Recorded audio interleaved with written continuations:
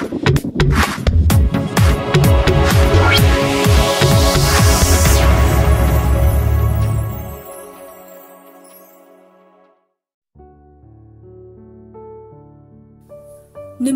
मतमनी रतनना नचानुपीदो कैथोबा यावरगे चाक चादेगा हाइदुबा ma'am चाना मसा ngamde ngayakta pothagi hairambani hojik phau phamungdagi hogatri aina champutpudi khara pijaram labani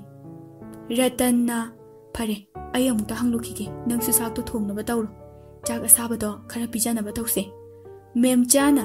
hoi moiba ratan machanupi ki kada changlai ratanna bema pritina babo ratanna kai oina ngamjino ne chabo pritina babo ko khara ngawba nungsada kuine assembly lepubodo aduga bendusu khara chinbaga hojukpudi kaise tawtreda babo ratanna nahanba yade ko ichana ba yade exam su kui hawraroi benda chatpado yam chillagana ipa driver ama thamage thindok tinjin tawhanaba pritina yani da babo kaise tawriye aina kendinagi kai kaino khara su chasinkhre haina da ba yawramba yayi adugi oisaramnida ratanna phare phare icha kem tawtre hairabanina namada chak thongan khrabani chak asabado khara charaga pothana ba tawsi ko pritina hoi babo somdana filemna kaino nacha se nungsung nungjanari sina dupina ga cherekla jalo rakesorina moiba wathi yam ngangano icha sina wakhal nungai tise kaigino dom ta hangbiyo filemna aina hangbudi khumlak loine mama nangna dum hangu namana chadi yam chana jadaine rakesorina moiba amta thokpi krusalo school halakpadagi chak sadri bani mama na bana walking chain sena hobalak pada hoida hairaga leibado ngasi ti chatre ai omlese amta pijaru khige filemna pijo nupiga saunaraga bu chaw haiba yarani rakesorina moiba adum ngangbi horoko aida ka khasakhrage filemna tawrisi yungune hai amu kapminara leramni ko rakesori su janglai rakesorina bunga se sikhara jawse ngasai school chatpada su thengena chaboi chada boi chatkre halakpasu kauba khumdaba manghi changkre kaimta chadradine nasadu soklani omlet charo ichana yam pamjabaduni tel haibana chaning dema rakesorina kainoi bungo namuna sadu yararoi haibani tel haibana school da namong nupina ahaw khara bizare yare ai chaningre ima chabiruro rakesorina haima sidi mapa phajana hanjaledana nangbusi haiba nangdringai tel haibana ai chaningde ti chaningre haiba ima dum chabiruro ai nga ta pothage haiba amta thokro isa se amta iningtam na pothage ba rakesorina phare adudi table sida thanum lagi ko ingkrani chatho rakesori du thoglakpada film du noklaga leirami filmna aina haibadu chumlamlani ne rakesorina yari moiba nangamasu angang sina mathwai nuai trise hangdana khotana tawdi mayai hi galadana hanu thangsida kai khana ngausani nu khangdi filmna aibu hanu bakaina mi na hasibu adu hairaga post tawtharai rakesorina pelabani da iti noina pana chase mapasina pura nahagi wakhal machana matu kaina bagira khangjadre somdana amuktoiba loire ranina thoiba nangbu kaim tawdrabo me rajesna akhoma sidi mi kaim tawdre haira maksida ranina aiti pakhatwini ne nangi do horok labrana rajesna haude pakhatkano ai kaim tawjade ranina imagidi ichana tana kana leiri nangna pagisu khanda yadabani ichana adumna tawraga ima pothapam khangde rajesna ima imogam ta tarakanu se paksade aigi imanu shibidi nokpana paksayeba ranina adudi ima cha asabadu purake chawkwa rajesna hoi ima ranina chak to laururaga changai ranina ichana khwaidiki pamjaba hawai kalandri kangsoine ado nga atawba amusu yawi se ima inbigise Rani na machanupada chaktu inbiri Rajesu mapi tarai Rani su machana mapi tabadu ubada masu kappaga hairai Rani na kaigi kaplino aigi isana kappa hongna bro Rajesh na ima aise kyam kuine hinkini Rani na ima ki thoiba nangadum na haigano icha gi damak ima leirisidi nang baba su leirisidi icha gi kayu wadige Rajesh na ima aigi di ima ipa leiriba makai awat pa haibado leitiye Rani na aduni dana se simaga jasilo som dana thembi khoi thoi gi laik tak lamine pari na chakti thembi na chadri thonge loidore pari na ado wa ma haige thembi na hayo pari na handak sande sida koiba chaluse noi daro sanoiga thembi na aitalida pari na hairai sumchamna koiba chalaga chaksa se tawbane hoi nang taladi kaideda kayu paile thembi na saunu ko ado ai thamage kona sanarase pari na hoi thembi sor mapi ama hondo I thoi ichi jak thirage ko lemba thoina hoiche asumna numittu haukhre Rita su Anjali su thembi de yeknaba thambado hena henkalai adubu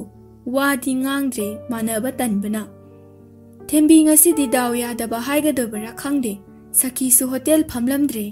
mapamda mi leitaba yawi haiduna toina mana phi su bachatpa thabak tawba chatpa mi khaidu su thabak leitre khara hairak lai khurumba lei khara hairak thembi do nungaitana mayumda halai aduthi kamai dawni jing somta leite hangpham somta leite aibu ima thon dang lasirane amuk hangluraga kari hairakadaba hoi ai chadrabasu inaw nupasidi pizadaba yade thembi phamlam badagi fuk haugatlaga Rita gi manakta lai thembi na ima hoi ima Rita na kaidobala ibanangdi as kai nupino sibo notong ikai khangdi sibo ai da gapsaninge da he nang ai ne yum sida changlakanu haiba natro ha namai do atok yam ne kai ba khangdi do kai gino ba nang na ha thembi tapna ima ai lan kre ai bu ngak piyo ai khoi gi chengam ta le hodre thabak chalu basu ngasi dem ta yaraktre mabok sakhi su mapam de mi si haiduna chathokre atai su thabak am ta leitre na hairi ai khoi thoi gi school chatpagi chapam oinaba chengki ta bibiyo Rita na hare nuksibire da ko nuksibana piyagi lao he mai kan bi ikai khangda bi sidi mingon dagi ni daga chage khan bodo to kari bu thu ina tawsa sainu khangde nang muna khongtek bro namit tang bro ngamda bu tawjo ga dro isa gi phaw chaningai le trapa kan sida mitop ke mu pi ba tare ne thembi na ima aise baba ne he pokjaba machani ai baba da haige Rita na ho na pa lei zadiye thabak mafam da leki thabak yam chile thokpikro thembi na ima pikli ba angang sida dinu shibi uba Anjali sa sangom thakna thoklai thembi na Anjali akhoi ki chengam ta le hodre cheng ki da bibiu Anjali na kari na handa na tro nang na igi ima sida phuri da aduga cheng piu kaina ka Anjali na thembi da mana thakliba sangom du mamai da haizili Anjali na khangbra nangumba na akhoi da usitraga akhoi ne nang nuksini khanbra ha thembi na ima kaino Anjali adumna tawba hongnabra Rita na masam do pairaga sumang da laktana inthorei Anjali na he nang mathanga changlabadi nangak samdo thauri na laklaga hatkadabani khang Rita na Mama aibu usittaba nangumba minabu adugumba awaba tadana kanana tani mathang yum sida khongkap ama phawba hek thangjil alba na khongdo ina kakthatkadabani yeng thembi sangom asabana hijilakpagi mamai do ngang sangang de khutna thengbusu yadre thuppana leikhidraba mama bu kauraga kapjai ima इचिल इनाउगी मतौसिबु येंबा ngamlibro ai hingingdre ima asukwani hingadaba oirabadi nachagi pambai leitre ima khangmagi pangalsu yaudre nacha ima thembi upai ama phawba leitre kappanatana wabana masaruk oiraba nungaiba khangjadraba punsini thembi kapna chapudo hangtoi chakhom ahum khak yaurami asumna mopadu chakhom ahum do pijaraga school chalhankhre thembi di laikai gi usop ama leibagi kolik phengnaba school chatre pungsu sum haukhibana school su angang khai suti thabaga ngai hakki matung break tharami Rajesh lemba thoigi manakta lai lemba thoisu mabuk pairaga kappaga leirami Rajesh na now kaidorage lemba thoina iba ai chak yam lame Rajesh na ha chak lame ba nabaya chapo leiruke nang leiramuko Rajesh na canteen dagi paratha chawgumba puk khara thangadaba achapot leiraga lemba thoida pijarami Rajesh na noi chalaktradi kaidorage lemba thoina akhoi chatona mamaina songom asaba hijaliba adugi laktrini Rajesh na kainu haise noi chatona di kaigia lemba thoina akhoi matondo yam phatta jani akhoi seda atom phubi ngasai cheng leite khara piu harubagi phuriba akhoi chaton ga imaton ga jangdana Rajesh na baba di leitraba lemba thoina laiye baba na su marak ta thina chai Rajesh na mama ahandi lemba thoina kuire da sigiba Rajesh pikliba lemba thoigi wangang du da nungai jade phare adudi horin ai thin bige ko lemba thoina hoi ba ai su yam wai khong na chat pase Rajesh na phare adudi ai chakra ke ko nangsu asa pose sa jaro lemba thoina hoi ba Rajesh class ta changla e Danupati na aina wa khara ngangan basida aina ramda basu haida phare ai ki toklase ado nang nahan kai haidi kai gino Preeti na matang chabada hai ki khanbani ngarang su second gate adwaida wari sana hobani ai tan nushi jabani mi ki apambani da ai su hositi study da phasana mai onsilage Danupati na hoi aduna pharani ai su exam gi phasana larik to onsilage nushi ba haisidi masana makhong thong la lakjagadabani nushi bana punsi sa mamal leina hinghan bangam godabanate Preeti na jumme nushi ba haiba posakse angapani mi bu manghanba mi bu simbi ba haiba se mi nushi amadi nushi ba sikaktanani masina tana mi hoiba ki punsi sa marek mahau thokna hingbagi upai laite Danupati na ahan manushi sabasu phangdre nangsu aisu nupi gi mapokse yam tole ikai iki thaduk tu na haira phawba accept torok tabase simadi yam chai he sining busu phawi Preeti na isai sakpoi kai boy taw du na haira i matam kai hadagi nang moine nushi jaba khang kide u kide nang ne gi thamoi ure ngasi sumit mangda nangi chamjaraba minokto gaujaki ai haksu themba yadaba thamoi sina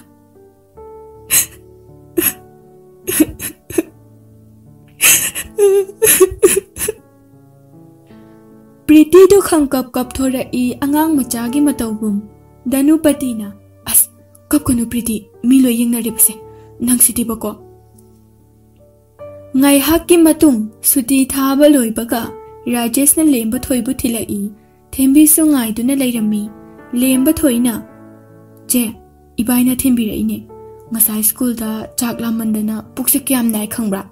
ibaina chapo leibiraga chabada gi loi phagre Rajesh na maido hida kumba matai wiatro thot krabatuda kaim tai trido nangna phanyam lo su ure nangna awaba phanyam lo daga momonok tuna lairabsu mai thongda awaba na pik thale habada aina uba ngami aisu hojikti nangi condition khangi ai nangi angamba mateng pangani aduga ai oijabasu nafamdagi thirakloi Rajesh adu hairamlaga chatkhre Thembiga lemba thoigasu mayumda halaklami lemba thoina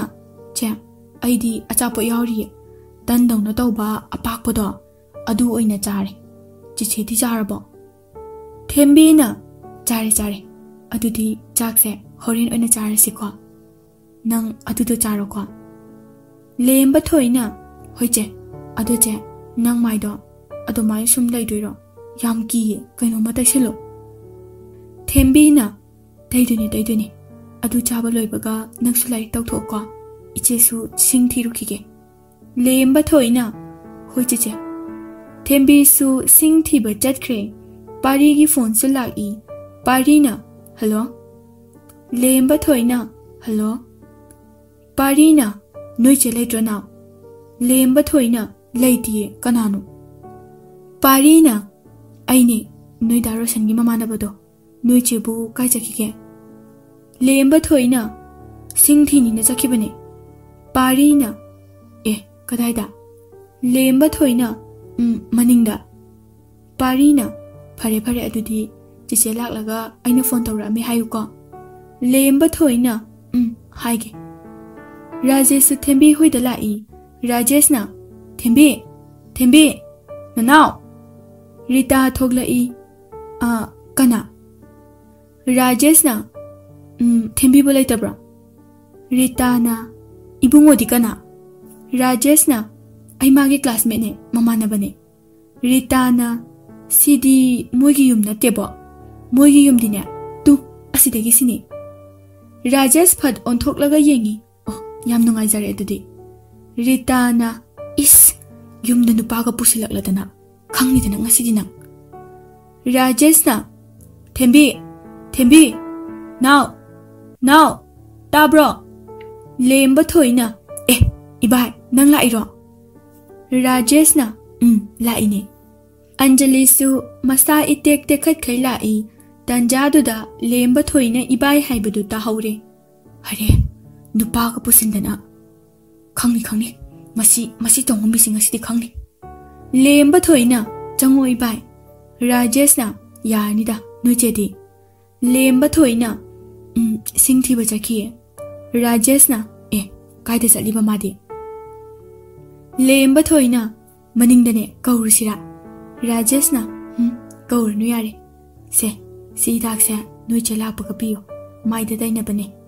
hidak su yaurabane guli su yaurabane lemba thoina ibai nangse napuk yam phaibo